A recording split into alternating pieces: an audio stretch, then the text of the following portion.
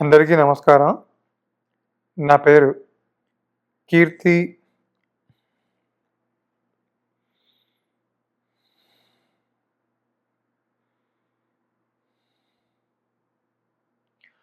అందరికీ నమస్కారం.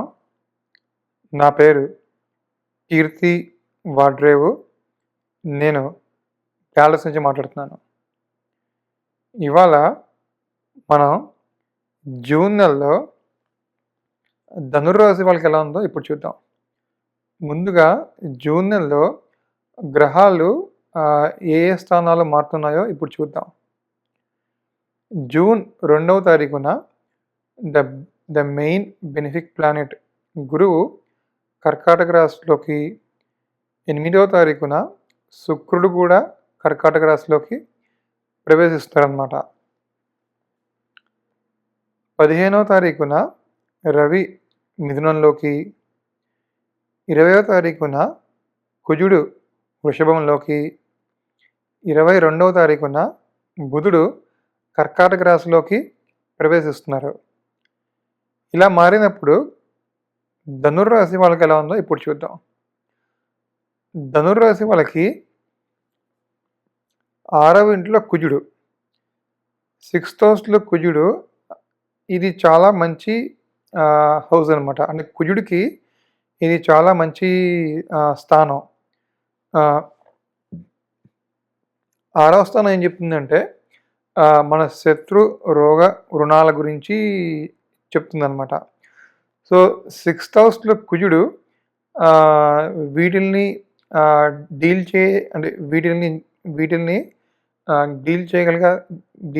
చేయగలిగిన కెపాసిటీ మీకు ఇస్తాడనమాట.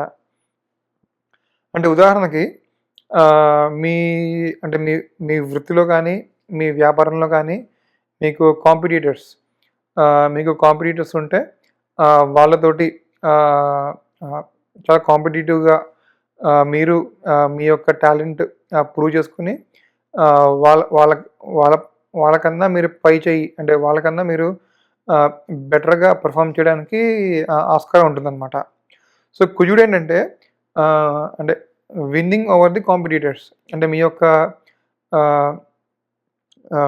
మీ ఉద్యోగంలో కానీ, మీ వ్యాపారంలో కానీ మీకు ఎవరైనా అంటే మీతో పోటీ పడుతుంటే కనుక దాంట్లో మీరు అంటే వాళ్ళకన్నా మీరు బెటర్గా పర్ఫామ్ చేసి వాళ్ళకన్నా మీరు వాళ్ళ మీద మీరు పై చేయి సాధించడానికి అవకాశం ఉంటుందన్నమాట. అంటే కుజుడు ఆ రకమైన శక్తిని, ఆ రకమైన ఉత్సాహాన్ని మీలో క్రియేట్ చేస్తాడనమాట.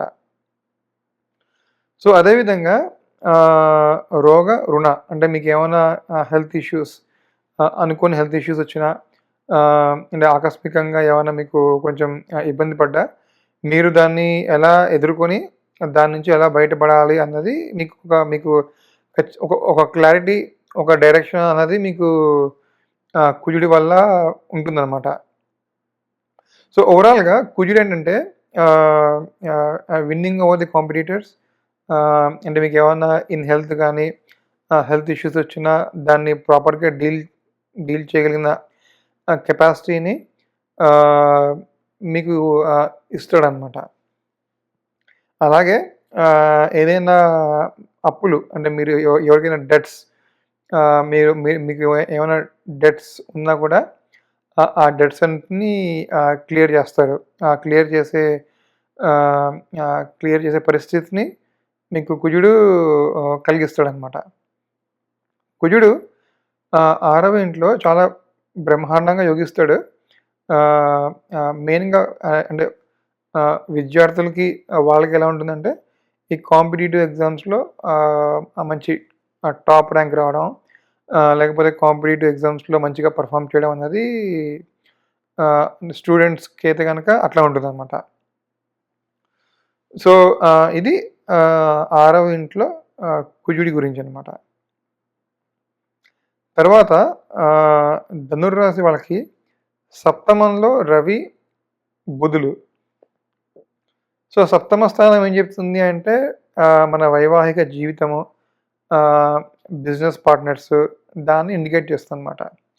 సో, మీరు ఈ నెలలో ఏంటంటే మీ స్పౌస్, మీ జీవిత భాగస్వామితోటి మీ స్పౌస్ తోటి కొంచెం ఆహ్, కమ్యూనికేషన్ అన్నది ఇంపార్టెంట్. ఎందుకంటే సప్తమంలో రవి, బుధులు ఏంటంటే ఆహ్, కమ్యూనికేషన్ గ్యాప్స్ క్రియేట్ చేసి కొంచెం ఆ గ్యాప్‌ని క్రియేట్ చేస్తారనమాట. సో, మీరేం చేయాలంటే ప్రాపర్ కమ్యూనికేషన్ అంటే ప్రాపర్‌గా మీ పార్ట్నర్ అంటే మీ బిజినెస్ పార్ట్నర్ కానీ, మీ లైఫ్ పార్ట్నర్ కానీ వాళ్ళతోటి ప్రాపర్‌గా కమ్యూనికేట్ చేసి ఆహ్, వ్యవహరిస్తే గనక మీకు ఈ పార్ట్నర్‌షిప్‌లో వచ్చే చిన్న చిన్న సమస్యలు కూడా ఆహ్, తొలగిపోతాయి. సో, పార్ట్నర్‌షిప్స్ తోటి అంటే మీ లైఫ్ పార్ట్నరు మీ బిజినెస్ పార్ట్నర్ తోటి మీరు కొంచెం ఆవేశంగా కొంచెం అగ్రెసివ్‌గా కాకుండా కొంచెం నిమ్మలంగా అలాంటి విషయాలు డీల్ చేస్తే గనక మీకు అది అది కూడా బానే ఉంటుందనమాట. సో, మెయిన్‌గా కమ్యూనికేషన్ అన్నది ఇంపార్టెంట్. అంటే మీ జీవిత భాగస్వామి కానీ, మీ వ్యాపార భాగస్వామి అంటే వీళ్ళతో ఆహ్, డీల్ చేసేటప్పుడు మీ కమ్యూనికేషన్ మీరు అనుకున్న భావాల్ని సరిగ్గా ఆహ్, వ్యక్తపరిస్తే గనక మీకు వచ్చే సమస్యలు తగ్గిపోతాయన్నమాట. కొంచెం స్లోగా డీల్ చేయండి. అగ్రెసివ్‌గా డీల్ చేయకుండా ఉంటే గనక పార్ట్నర్‌షిప్ కూడా ఈ మంత్ బానే ఉంది. ఇంకా నెక్స్ట్ ఆహ్, ధనుర్రాశి వాళ్ళకేంటంటే అష్టమ స్థానంలో గురువు, ఆహ్, శుక్రుడు. సో, అష్టమ స్థానంలో గురువు, శుక్రుడు ఏంటంటే మీకు అనుకోని ఖర్చుల్ని క్రియేట్ చేస్తాడనమాట. అంటే అనుకోని ఖర్చులు ఏంటంటే దానివల్ల మీకు లాస్ కాదు. అంటే ఇంగ ఏదైనా ఒక మంచి చేయడానికి మీరు ఖర్చు చేస్తారనమాట. అంటే అనుకోని ఖర్చు ఏంటంటే దానివల్ల మీరు ఆహ్, బెనిఫిట్ అవుతారనమాట. అంటే ఖర్చు అనేది అది లాస్ లాగా పోకుండా మీరు అంటే ఒక రూ. 100 స్పెండ్ చేస్తే గనక ఆహ్, దానికి తగ్గ కంఫర్ట్ గాని దాని ఆ రూ. 100 తగ్గ వర్త్‌ని యూ విల్ గెట్ బ్యాక్ అనమాట. సో, ఖర్చు పెడతారు. బట్ ఆ ఖర్చు పెట్టడం అనేది అది మీ మంచికే ఆహ్, ఉంటుందనమాట. సో, అవి కొంచెం అనుకోని ఖర్చులు కొంచెం ఎక్కువగానే ఉన్నాయన్నమాట. సో, ఆ విషయంలో కొంచెం కంట్రోల్డ్‌గా ఉంటే గనక అది బానే ఉంటుందన్నమాట. ఇంకోటేంటంటే మీకు ఇన్‌హెరిటెన్స్ ఏదైనా ఇన్‌హెరిటెన్స్ ఒక ప్రాపర్టీ ఏదైనా కొంచెం స్లో అంటే ఆగిపోయి ఉన్న అంటే కోర్ట్ వ్యవహారాల్లో ఏమైనా అలా ఇన్‌హెరిటెన్స్ కానీ, ఆ ప్రాపర్టీ కానీ అట్లా హోల్డ్‌లో ఉన్న అది క్లియర్ అయిపోయి అది మీకు రావడానికి ఆస్కారం ఉందనమాట.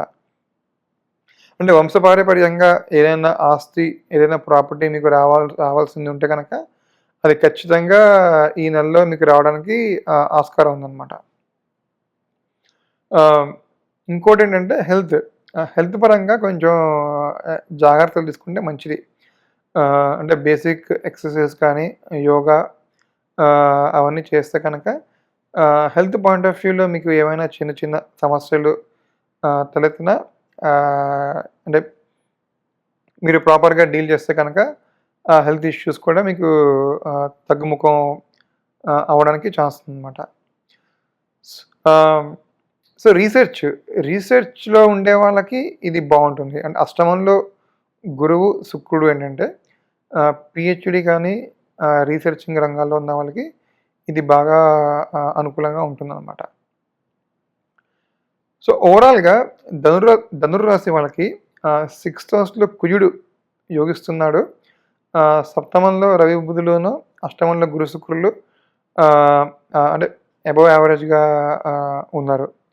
కానీ సిక్స్త్ హౌస్‌లో కుజుడు ఉండడం వల్ల మీకు ఎట్లాంటి సమస్య వచ్చినా, ఎట్లాంటి ఇబ్బంది కలిగినా మీరు దాన్ని ఆహ్, ఆహ్, మీరు దాన్ని ధైర్యంగా ఫేస్ చేసి దాంట్లోంచి బయట బయటపడగలిగిన సందర్భం, పరిస్థితులు మీకు ఏర్పడతాయన్నమాట. సో, ఇది నాకు తెలిసినంత వరకు ధనుర్రాశి గురించి. మళ్ళీ ఇంకో రాశి గురించి ఇంకో వీడియోతో మళ్ళీ కలుద్దాం. అంతవరకు థాంక్ యూ. బాయ్.